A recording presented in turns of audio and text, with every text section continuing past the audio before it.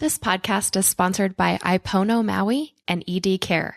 Ipono Maui is led by internationally renowned expert on eating disorders, Dr. Anita Johnston. Located in a home-like oceanfront facility in beautiful Maui, Hawaii, Ipono offers residential, partial hospitalization, and intensive outpatient treatment for eating disorders. Visit iponomaui.com, spelled AIPONOMAUI,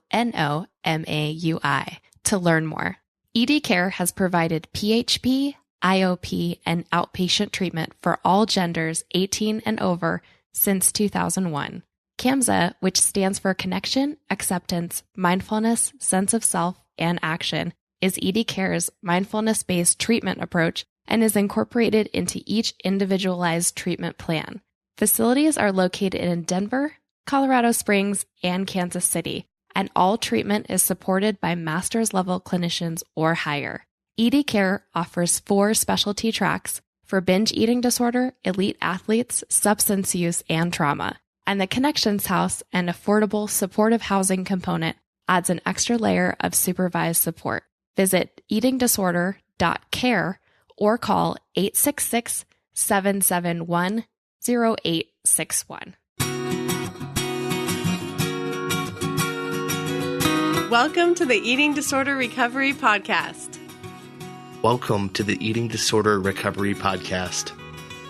Welcome to the Eating Disorder Recovery Podcast. Welcome to the Eating Disorder Recovery Podcast. Welcome to the Eating Disorder Recovery Podcast with me, Dr. Janine Anderson. Heads up, this show may contain adult language and may mention specific foods. If you find either of those to be too triggering, I trust you to take care of yourself and do what you need to do.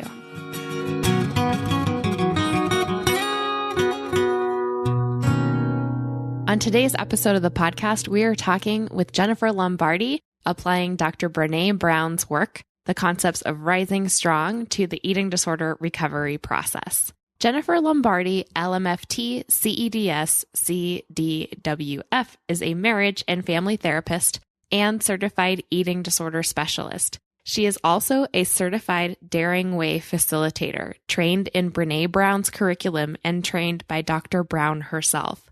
Jen has provided eating disorder education and treatment services in the greater Sacramento area for almost 15 years. As someone in recovery herself, she understands the need for effective treatment provided in a safe and healing environment. She has extensive training in acceptance and commitment therapy, ACT, dialectical behavioral therapy, DBT.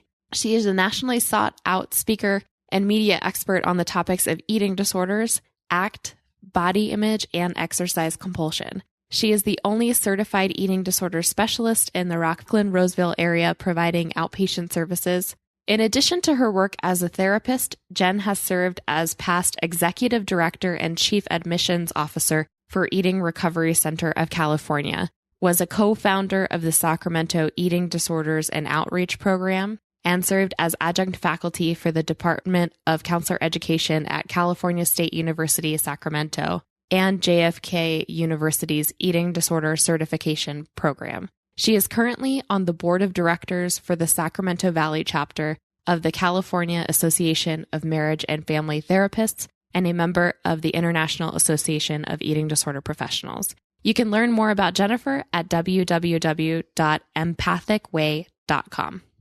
Hi, Jen. Thank you so much for being here. We're so happy to have you and have you talk about rising strong in the recovery process. Absolutely. I'm thrilled to be here. Thanks so much for having me. So tell our audience a little bit about your background and how you got into the field and your specialty in eating disorders. Sure. So I've been in recovery for almost 22 years, primarily from anorexia, although I did struggle at times with binge eating and exercise compulsion. And, I'm one of those sort of hokey people that thinks that things happen for a reason. So once I had moved into recovery, I'd always kind of had an interest in the field of psychology, but for a variety of reasons, never really allowed myself to pursue it. And then once I found recovery, I really wanted to be able to provide hope and really be able to give people information that, quite honestly, I wish had been available to me and to my family when I was struggling. And so I went back to graduate school, and got my master's degree in marriage, family, and child counseling. And so I spent a number of years working in the field as a clinician. I oversaw admissions for a number of years, and then more recently decided to move into private practice about a year and a half ago. And I'm loving it. I love doing clinical work. And I'm also trained in family-based therapy. And then about a year and a half ago, had the opportunity to go do an intensive training in the Daring Way method, which was been created by Dr. Brene Brown, who many people are familiar with her work, which is stunning and it's fabulous. But it changed my life, and it's really helped, I think, in the field that I work with patients and families. Oh, I can only imagine. I mean, first, congratulations on having that many years in recovery. I think it's amazing, and it's so important for people to hear that people really do recover. People are recovering all the time, and that people get there. I joke a lot. I say to clients and to families that, I'm not a unicorn. I'm not the only one in the world that's recovered. There are a lot of people. And so, whether you've been struggling for 6 months or 30 years, recovery is always, always possible. Yeah, I love that. Well, just not to get too far off track here, because we will absolutely get back to all the Brene Brown stuff that, of course, we're going to talk about today. But what's it like being 22 years recovered? Oh my gosh. I sometimes get that question, and I think sometimes when you're in recovery this long, I don't necessarily stop and really think about what that means. Yeah. Because if I take a deep breath and I close my eyes, I can very easily go back to certain moments when I was deep in my struggle. And there are lots of moments that, quite honestly, I don't fully recall. I don't have really a lot of memory of, for a variety of reasons, but when I stop and think about where I was all those years ago, and then I, open my eyes and look around and see, that I'm very blessed to have a very loving husband and 2 amazing children. I just feel extremely grateful. My husband actually knew me through my struggle. We're actually high school sweethearts. So he knew me through my struggle. And to me, it's an affirmation of the importance of relationships in the healing process. And I always say to clients that one of the most difficult things is allowing people in to support us. And I know that firsthand. That was absolutely my experience. It was difficult, but I cannot imagine being 22 years in recovery without him, without a doubt. Yeah. I think it's just wild, like when you get so far along in recovery. But I do think I'm so glad you shared that, because I just think it's important to kind of pause and look back and just really recognize and fully appreciate. It's such an important, amazing thing that probably your younger self wouldn't have ever imagined your life would be the way that it is now. Oh, no. When I do group work, I always joke around and say, how many of you sitting in this room think that other people can recover, but that it will never happen for you? And everybody, typically raises their hand, and they say, right. Yeah, I was that person myself. I'd say, well, everybody else is deserving of recovery, and everybody else can do this, but you don't know what I know about myself, and you don't get it. And so there's really no way for me to ever achieve recovery. I couldn't even imagine what that would be like. So I get that sense of hopelessness and that sort of wanting to believe it's possible for other people, but never for ourselves, is pretty common, I think, for people who struggle.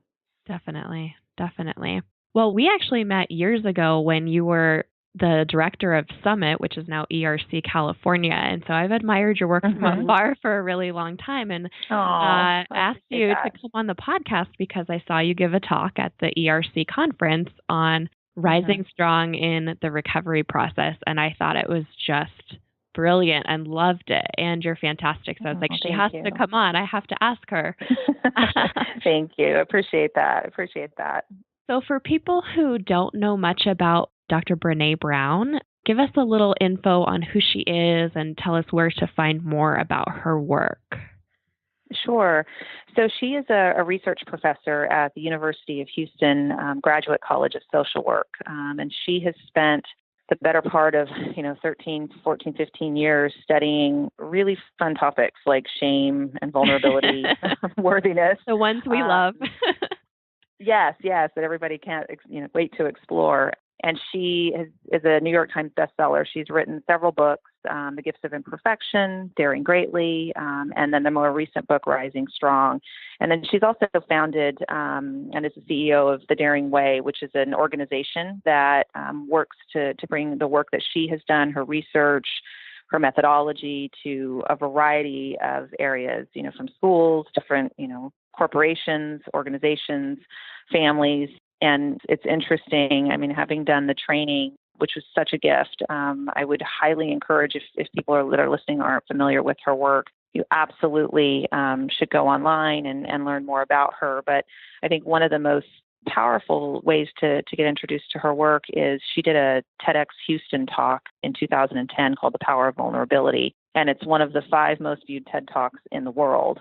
And so it's really the best way, I think, to get introduced and to really understand her work. And so I always encourage clients, and when I'm doing co-facilitating workshops with my business partner, we typically will show that and, use that as an introduction because she's an amazing researcher and author, and she is probably one of the funniest and best speakers that I've ever seen, and really has touched so many people's lives. So it's, having spent the time doing her training, again, it was such a gift. Really feel blessed and fortunate to have done that. And you are a certified Daring Way facilitator. What does that mean?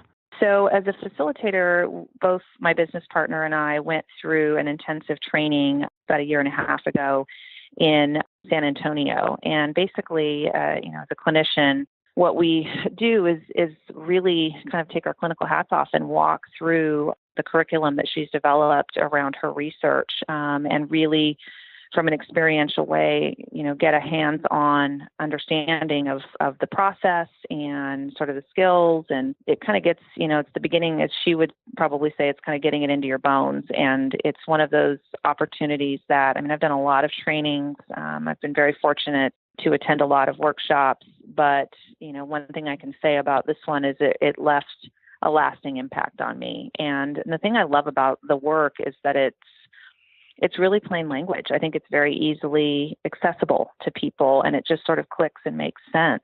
It's been wonderful having done the training and then, doing consultation with some of the faculty, and it's a wonderful community, and it's been such a gift. Mm-hmm. So tell us, what does Rising Strong mean? The process itself is sort of it's a steps process that we all experience in our lives moments of struggle, where something happens. And in that instant, most of us make up a story in our heads about why did this occur? We get emotionally hooked. And oftentimes what I find in doing this work with clients is that, they will make up that story in a split second. And then a lot of times it's tied to a core shame belief that they have about themselves. When we do this process, and if you understand the work and reading through her books, one of the things that becomes very clear is, really getting to the core of what shame is and what it isn't and how it shows up in our lives. And so, one of the ways that she would say to get to shame is, I'm not blank enough. I'm not good enough. I'm not thin enough, smart enough, pretty enough, whatever enough. And oftentimes, at least for me and the clients that I work with, when something emotionally hooks us and we sort of stumble, we've put ourselves out there and it doesn't work out and we fall, there's a story we make up in our heads. And oftentimes it's tied to that core shame belief. So for example, when I was in struggle with my eating disorder and things would go wrong, immediately, if I was courageous enough to try and put myself out there and it didn't work out, the story that often I would make up in my head or I would turn to was pretty much the same story every time. The reason this is happening is because I failed. This person doesn't really like me. I should have never done this. And then if I drill down, and the reason that's true is because I'm not smart enough or because I don't matter enough. And that was really at the heart of my struggle for so long. And through this process, you kind of learn how to walk through that and then come through the other side. And so to me, it's a very profound experience that people get to have in working with trained facilitators and in reading the books. And, she's amazing. She actually has e-courses now that people can go online and learn more about her work. if they don't have, an opportunity to work with a facilitator in their community quite yet. Right. I think it's a wonderful process, and I think it perfectly lines up with eating disorder recovery because, recovering from an eating disorder is getting up again and again and again and again and again until you stay up. So walk us through the process. What is the first part of the process for Rising Strong? People have not had the chance, I would strongly encourage them again to pick up her book, Rising Strong. And what she would identify is there are three pieces. There's the reckoning, the rumble, and the revolution. And the reckoning is the sort of that stop moment where you realize that you've been emotionally hooked by something. Something has happened. And again, if we look at it from the perspective of, if I put it through the perspective of entering treatment, right? It's, I'm struggling. Maybe my family's intervened, or I've decided, I can't keep doing this, and I enter treatment and something becomes difficult.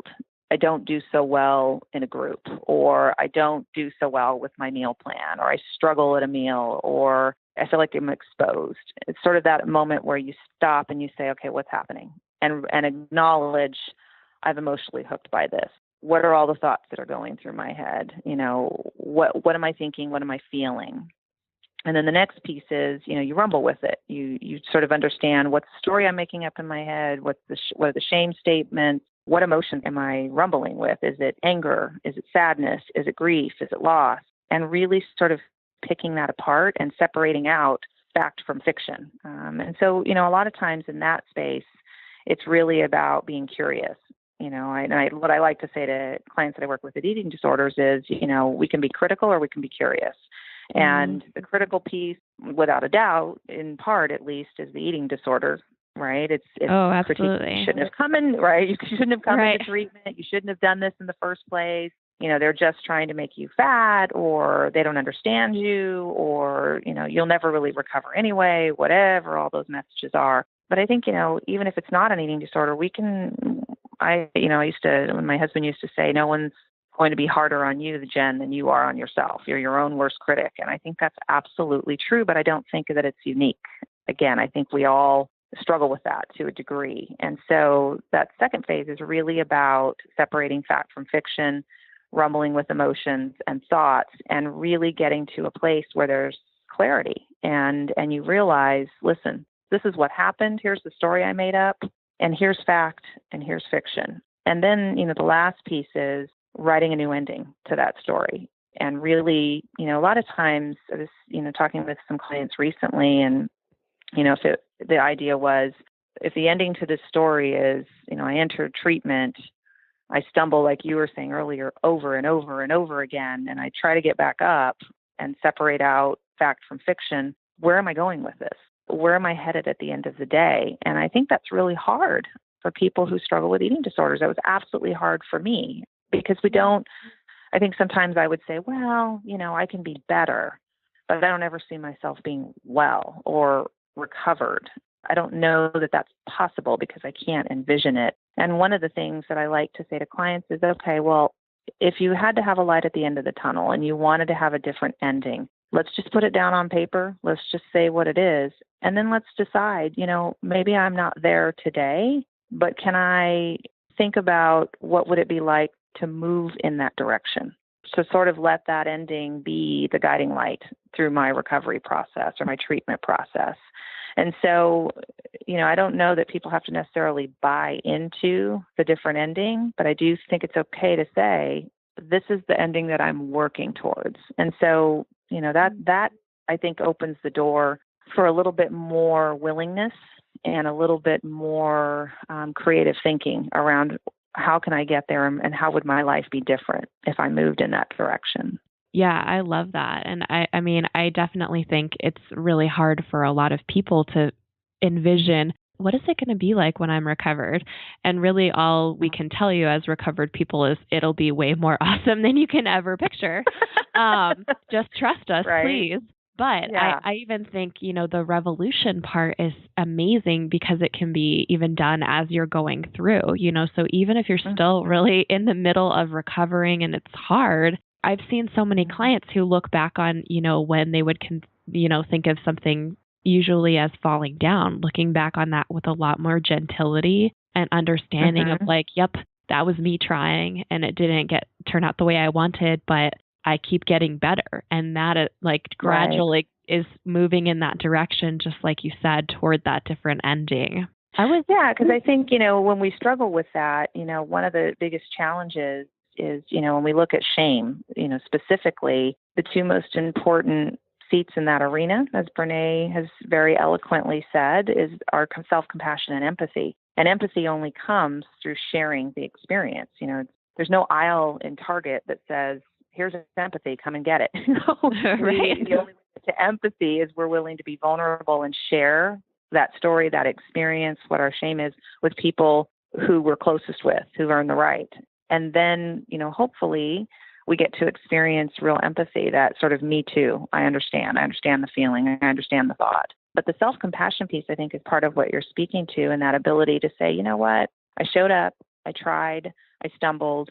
And so, with my clients, I try to say, if you were meant to stumble, like you said, we all do in recovery. It's not linear. It's not a perfect path. It's windy. It's rocky. Sometimes it's uphill. So we stumble all over the place. But, if the idea were, if I was meant to have this stumble, if I was meant to have this fall, what am I meant to learn? Because I'm going to need that in order to continue to move towards that ending, that outcome that I'm hoping for, which is recovery. Because every stumble has a gift in it. It teaches us something that maybe we wouldn't have otherwise been aware of unless we had that experience. So, to me, it's we're not just trying to make it all flowery and wonderful. I think there's a lot of truth to that. But we're quick to criticize ourselves about it, right? Sure, definitely. What do you think are some of the most common things that people in the reckoning phase get emotionally hooked on with eating disorders?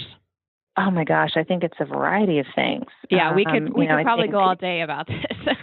Oh my goodness. I mean, I think, when I used to do admissions I did that for over 5 years and even meeting with clients for the first time now, the idea of walking in the door to a therapist's office, a treatment facility, I used to say to staff all the time, we can never forget how difficult that is for people and how terrifying. And, you walk in, which is really, you're putting yourself out there. You're acknowledging, at minimum, maybe I need help. Maybe this is something I need to explore a little bit, these behaviors, this struggle. And I think when you walk in that room, you're on guard. You're looking for, is this the right place? Am I crazy? Am I going to fit in? Are people going to understand me? And I think, anything that gets said or done can really be triggering. I remember I had an experience early on in treatment for myself, and I shared this story with absolute love and kindness for this clinician at the time. So this is many, many years ago. And I walked into her office and, at the end of it, I was nervous. I can't tell you anything that we discussed, but I do remember at the very end, she put her feet up on her ottoman and said, you don't need to worry. We'll have you eating donuts by the end of next week. And my immediate thought was, oh, there's no way. She doesn't understand me. This is bad. She's going to make me fat. I'm going to be an awful person. And by the time I walked out of that room, the story I had made up in my head was, you're never going to be understood and you're never going to recover. And part of the reason for that was, you don't matter. I'm not worth it. And so, when I look back on that moment now, I have a lot of compassion for that clinician because I do believe that she was probably doing the very best she could. I mean, as you well know, a lot of clinicians, we don't get a ton of training on eating disorders, in graduate school typically. So I don't fault her for that. And if I look at my piece of that, I immediately went to that story of, I'm never going to get better. People aren't going to understand me. If I really let them get to know me, they're not going to either understand me or they're not going to like me very much. So I can't allow myself to be seen. And the reason that's true is because I don't matter enough. And that really, that was a moment where I was hooked. I got scared. I had a million thoughts running through my mind, but I didn't share that story for many, many years, partly because at times I was angry at that clinician and at times I was embarrassed by the experience, and I didn't know what people would think if I shared it. So, for me, part of what I had to rumble with, what I had to sit with and sort through is, what story did I jump to? What did I tell myself about why that happened? And how did it sort of solidify in that moment why I didn't want to try again for quite some time?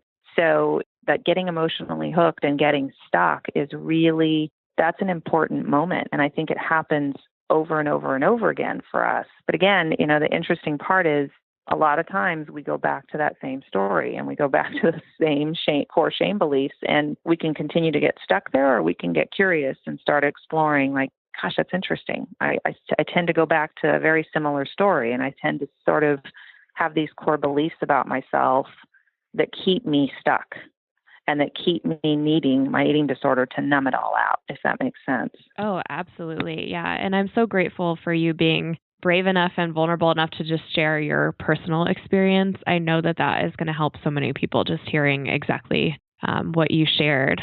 And I was thinking about, the stories that we get hooked on and how so many people have these core shame beliefs, myself included, I've had to work through so much of.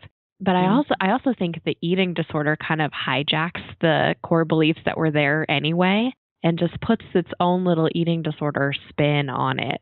So I think the eating disorder has like its own little stories too. And I talk about this with my clients all the time, is like each person's eating disorder kind of has like these go-to messages that it just makes up when all of these things happen, and it could be as simple as, when I eat this food, you're going to get fat and life will be awful. What are some of the stories that you think are kind of specific to someone having an eating disorder that you hear pretty commonly? Oh my gosh. I think as you were talking, Janine, the thing that came to my mind is a story, at least for me, and I've shared this publicly many times. If I had to identify the moment where I got hooked and a story got created that really stuck with me for a long time before my eating disorder came into town, but then, like you said, absolutely my eating disorder took it and ran with it and really, used it at times, this may sound a little dramatic, but to kind of browbeat me into why I was never going to get better. Sure. And why really the only good thing that I could do was figure out how to control my relationship with weight, food, and exercise. Like, that was the best that I thought I could do, according to my eating disorders mantra. And I think when I think about that with clients, I hear very similar kind of stories and similar shame statements. It's, I'm not smart enough, or I'm not lovable enough, I'm not likable enough, I'm not funny enough. And we all, I think, tend to have those beliefs that are tied to stories from long, long ago. And what happens is that becomes the filter that everything gets interpreted through. So, as an example, when I've shared this story a lot, my shame belief around I'm not smart enough is, when I was in first grade, we had these sort of, a lot of people have these when they're in elementary school, but they were sort of learning stations at certain times in the class. And you rotated around, for 20 minutes or so at each station. And one of the stations was a reading comprehension station. And so you're supposed to read a story, do some activities and answer questions. And, I have no idea. I don't know if I was tired that day. I don't know if I was nervous about something, because I was a very anxious kid. But I was at the station and I kept getting confused. So I would get up, went over to the teacher who was at another station and stood politely by and waited for her to stop and said to her, I don't understand, please help me, which was really hard. I mean, one of the other struggles I have is I have a horrible time asking for help. Yeah. I don't want, that, I think that's another common belief for so common. I don't want to be a burden, right? I'm not capable enough. So, heaven forbid I ask for any help, right? That's knowing laughter from me, Jen. Oh, yeah. So Brene talks about knowing laughter, like when you're laughing with someone, because you're like, yep, I've been there. So I hear you. Like, oh, yes, I hear you. I have a story too. So so she tells me, this is what you do. And I go back to the station, I start working and I get confused again. And now I've got a knot in my stomach, right? Because now what do? I don't want to make a mistake. I don't want to do something wrong, which is, the early stages of perfectionism, but I also don't want to upset somebody and I have a hard time asking for help. So, I muster up the courage, go back, ask her again. She started getting frustrated. Now I'm paranoid about being a bad kid, go back to the station, and understandably, because I'm so anxious, I mess it up again. So I go for a third time. And at the third attempt, she slams down her textbook and says, among other things, what is wrong with you? I've told you this a million times.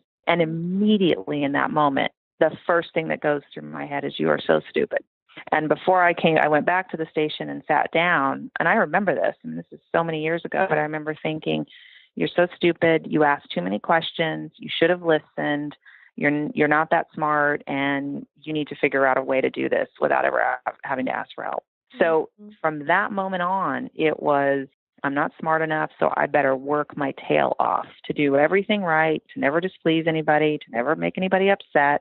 And that's exhausting, right? I mean, oh, totally exhausting. That's a full-time job. I've never acted like that. I'm the only one, right? I know. As we both chuckle. Oh, totally. And I think it's a perfect example for you to give of how sometimes the shame beliefs, they just go back so early, and it's such a big, global, huge belief, right? Like, I'm stupid is a big statement to have to deal with for years after that.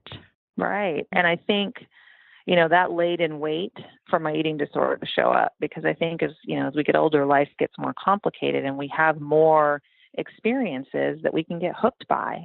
Every story or every experience after that gets filtered through that lens, right? It gets run through that. And I think, I've always said my eating disorder started when I was about 17, but if I look back younger, I was definitely struggling with my relationship with food and weight as early as 10 or 11. And right. I do remember thinking, I can at least do this one thing right. And this is going to be one area where I'm not going to be quote unquote stupid. And I can try to present myself in a certain way.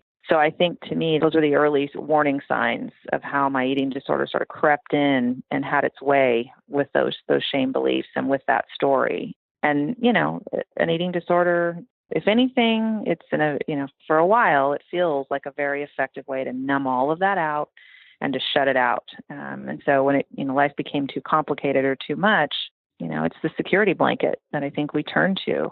You do it once and you're all of a sudden you wake up and 6 months have gone by and you're entrenched in it. And it just, I think it really just sort of takes those stories and those beliefs and uses them as rationale for why we have to engage in these behaviors or why we do the things we do with food and exercise.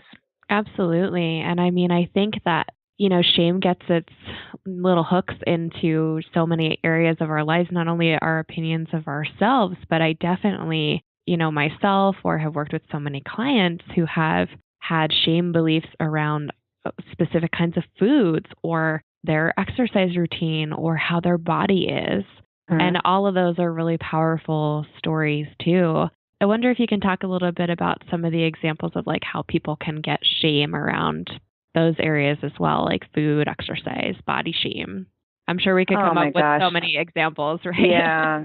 And, having 2 kids, the fortunate or unfortunate reality for me is, as a recovered person, and I think you will get this, as a parent now, I have a different perspective on weight and exercise and the quote unquote obesity epidemic in our culture and how we're supposed to deal with that in schools. And so I've had a front row seat to how this has shown up in my children's lives because of the world that we live in. And, I think part of what I see with them is that our culture does a number on sort of these core beliefs and create scenarios in which shame can metastasize and grow. So, one example is I know in many school districts across the country, there are expectations around, school testing for weight and for physical fitness or agility, and they're done at regular intervals. And so I know, I have one of my children, of course, is in public school and has had to go through this experience. But, and I wrote a blog about this experience with her that, she was being tested for BMI and doing physical fitness tests. And part of the process is you get weighed. And this particular PE teacher asked her 3 times in front of the entire class, now what was your weight? And so she's sitting there in front of all of her peers, right, having to say this. And the gift is that she didn't stay quiet about it. She came home, we talked about it. I, of course, had my little freak out in private. And I immediately, my husband and I did everything we could do to get her removed from the situation, reached out to the school. I'm actually going to speak in the school district in about a month here about this topic to try and educate people on what we cannot do to kids. But, in that moment, she, of course, felt all the feelings of shame. She got flushed. Her heart was racing. She felt like, oh my gosh, what is everybody thinking? Is that number not good enough? All of those things that I think any one of us could experience. But, she came home and she talked about it. If she hadn't come home and I had never heard that story, very good chance that she would have internalized that as shame and gone to that place that, certainly I've had experience with, where I don't tell anybody. I stick with the story I make up, and then I'm, this happened because I'm not thin enough, or I'm not fit enough, or I'm not whatever enough.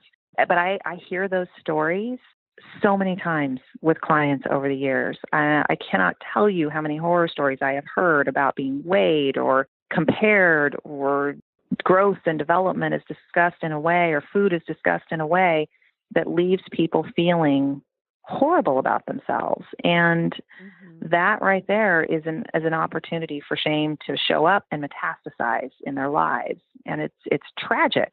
So to me, that's a very common, the details are different from person to person, but that experience of I am not okay with the way that I interact with food, or I am not okay in my own body, is such a common one, particularly in schools. And the heartbreaking piece is that, unlike my daughter, a lot of kids don't talk about it until years go by. And now it's become this story they tell themselves and this core belief about themselves. And like you were saying earlier, all the food rituals and all the rigid rules get built around that core belief and that story. And it just takes my breath away. It's heartbreaking. I mean, that's the word I was thinking of when you were describing what happened to your daughter. And I'm so glad she talked to you about it and has you to work it through. But I was just like, oh, my heart is breaking for her hearing for that experience. And it's even more sad that I'm sure that that's very common in some form or another. Kids are experiencing that sort of thing. It's really too bad. Yeah. And I think sometimes my husband is a teacher, so I get that oftentimes teachers are doing the very best they can, and they have their limitations. But I do think that how we go about implementing some of these expectations we have in an attempt to deal with weight-related issues, I think we have to be extremely cautious and careful about it and really walk in with that philosophy of do no harm, because it's so easy to do, especially at young ages. Absolutely. Kind of switching gears, one of the things that Dr. Brene Brown talks a lot about, and that you mentioned in your talk on Rising Strong in the recovery process, is about owning your eating disorder story. What does that mean? Oh my gosh. I think, for me personally, there were many years, going back to graduate school, I've oftentimes joked that I feel like, maybe part of this was not just what was being taught, but also my own perception of trying to be the perfect therapist, that, never sharing your own struggles, never acknowledging that, I've really felt like, we were supposed to stay quiet about it and never speak about it. And so I felt extremely uncomfortable for a lot of years acknowledging, that yes, I'm in recovery, and yes, I've struggled. And then a funny little thing happened, once you get asked that question, you're sort of put in a bind of, I don't want to lie, but do I really want to acknowledge that? And what will that mean? And, of course, what will people think? And how will that get interpreted? And will I be judged for it? Yeah. It's one of those things that, for me, when I think about my own recovery, one of the most valuable things that I experienced were hearing stories from other people who'd been there. Absolutely. Yes, again, the details may have been different, but it was sort of like, okay, I'm not alone. I'm not alone in this. And that's powerful. I've seen that with families. I've seen that with patients. And so, to me, there's a piece of it that part of owning the story is being able to connect with other people and recognize that you're not alone. But the other piece of it, and this is, my personal experience again, is if I can't own that story for myself, how do I expect to be whole? Because it is part of who I am. It was a part of my life. And I think whenever we get in the business of trying to pretend that certain things didn't happen, then we're sort of, we're putting on a mask, and we're walking around in the world, trying to only show the best parts of ourselves. And that's exhausting. And that's also not what people really relate to most. Right. Absolutely. I'm so glad you said that about how part of owning the story ultimately just gains you more connection with other people. And I think when you're able to own your story, a lot of that shame, or maybe even all of it, has resolved around having had that experience. Like I certainly don't feel any shame about having had an eating disorder. And I definitely don't feel any shame. I feel so much gratitude and pride about being recovered myself. But occasionally I do feel vulnerable sharing that with certain groups of people. I mean, I'm out and very public about it professionally, but there are people in my life who maybe I, meet for the first time, or I'm at a dinner party with, or they're distant family members or such. And they're like, well, why do you work with eating disorders? And there's really only one answer to that, which is like, well, I'm recovered myself. And then sometimes people are like, wow, that's amazing. And other times people are like, oh, did you do blah, blah, blah behavior? Oh my gosh. And I think when you can really own it, to me, those reactions really just don't faze me very much. Like I've heard them all now, and it doesn't change my experience. You can't be shocked anymore, right? I don't, I try not to like tempt fate with that, but I pretty much feel like I've heard so much now that it would take a lot. Yeah. I mean, I joke sometimes because I travel pretty frequently. And when I'm on a plane, if I'm reading through something, people, naturally just trying to be friendly, and the conversation turns to, so what do you do? And I'm like, oh my gosh, here we go. First of all, I'm a therapist. Are you a physical therapist? No, I work in behavioral health or mental health. And they're like, oh, and sometimes it stops right there. Right. Or they make a joke about, are you analyzing me right now? And it's like, okay, yeah, I've heard that one before. Only but then, times. Yeah, right. But then it's, what kind of therapist? I'm like, okay, here we go. If I say eating disorder therapist, the hard part is the response most of the time still is one of two things, like, oh, eating disorder, I wish I had that problem, or eating disorder, yes, I have when I eat too much. And for the longest time, I didn't know how to respond to that. You don't want to be polite, and certainly the people pleaser in me says, don't make waves. But a couple of years ago, as part of the process of, when New Year's resolutions come around, which drive me crazy, people kept saying, what's your New Year's resolution? And a couple of years ago, I decided, you know what, I'm not doing a resolution. I'm going to do a New Year's mantra. And so every year I try to come up with a new mantra that I'm going to stick with the entire year. And so last year, my mantra was, it's awkward, I'm going to let it be awkward. And so I love awkward, but I can really jump in there and try to make it all okay very, very quickly, which is part of my growth. But going back to the plane scenario, when people would make those jokes, part of me was like, as a recovered person and somebody, who's not only worked with clients and families, but unfortunately I've known people who've lost their struggle to these illnesses. It's not funny. And so, my response now was, that's really not funny to me. I've known people that have died from these illnesses. And then immediately, now we're awkward. And so there was my mantra, it's awkward, I'm going to let it be awkward. And so for the next, 3-4 hours on a plane, it's awkward sitting next to this person, but it felt more authentic. It felt more it's an extension of who I am and what I believe in. And so I think when we, start moving in the field of recovery and working towards our own recovery, we have to face these little moments that, again, we can get emotionally hooked in and try to pretend and, people please and all of those things to cover up our uncomfortable feelings. But, the other choice is to just sort of own it and to lean into it and say, this is what I do. This is what I believe in. And so I'm going to walk that path, regardless of if it ruffles a few feathers, including my own. Right. I'm going to be okay with the possibility that this will make waves and I don't have to smooth it out. in kind of wrapping up for today, because unfortunately we are getting closer to the end of our time, it's been so wonderful talking with you. I'm wondering if you have any last minute kind of tips or suggestions or pieces of wisdom you want to share with people on how can they lean into their recovery a little bit more, be a little bit more vulnerable, a little more brave with it.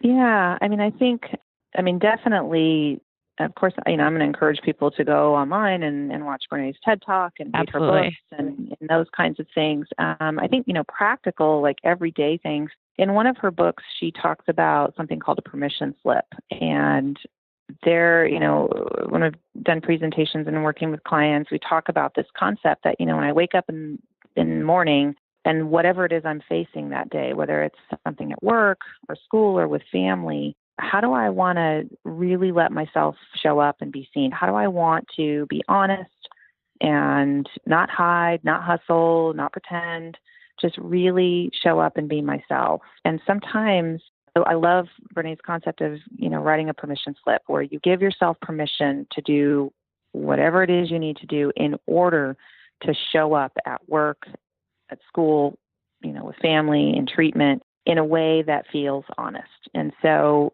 I've absolutely put that into practice through this work and this training. And whenever I give a presentation, whenever I am about to do something that I know kind of rattles me in particular, I will write a permission slip. Jen, I give myself permission to be afraid and to mess up, but to also always speak my truth, or if it's something with my kids, the example with my daughter going into that meeting, I give myself permission to be angry and to express that because that is the truth. So instead of being a people pleaser and trying to make it all nice for everybody, so nobody gets uncomfortable. I love it. So, I think that's one thing that I've taken from her training and from her books that I think is really, really useful because it's kind of like a pause. It's sort of like stopping and acknowledging, hey, this is about to be difficult. And I could go back to doing the thing that I normally do, which is to pretend and people please or whatever. But I don't want to do that anymore because that's not really who I am. So what do I need to give myself permission to do when I walk into this experience? And then, the other piece is don't stay quiet about it. When you get done, reach out to the people that know and understand, hey, that was a really courageous thing you did and that was not easy, and talk through it. So it's going in, but it's also how do I come out of it? Because I'm coming out of it with a lot of feelings and a lot of thoughts that I need to untangle and just get off my chest. And so, again, that's an opportunity for connection and growth.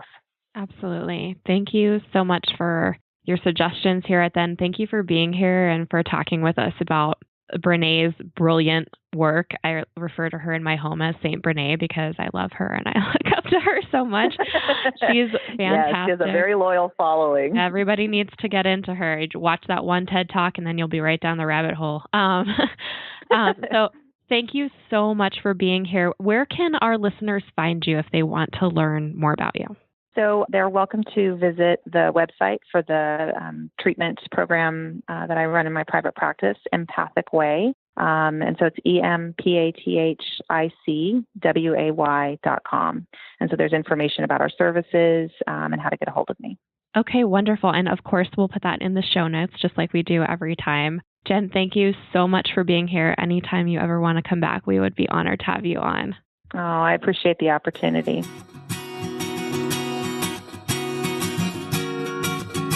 Thanks for joining me for another episode. Let's keep in touch.